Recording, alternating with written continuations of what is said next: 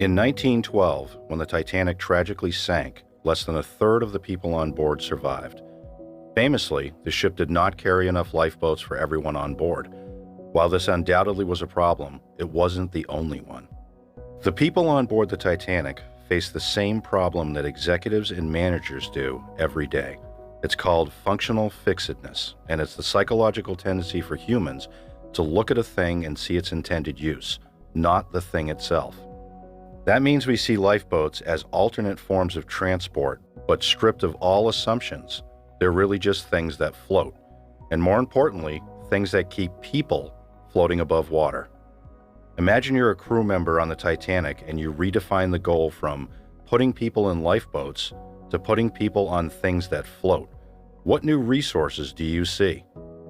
The ship is full of wooden doors, tables, steamer trunks, mattresses, and car tires. Can any of these be converted into effective flotation devices?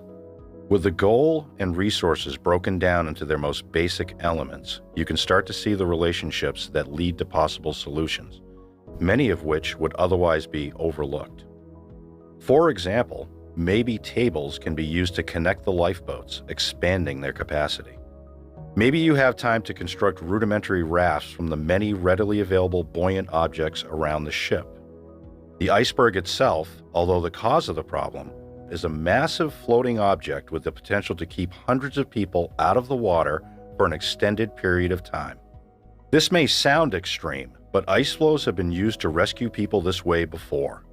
Maybe you can use the lifeboats to ferry people to the iceberg, or perhaps you can even steer the Titanic itself, which is still navigable at the start of the crisis, close enough for people to scramble on.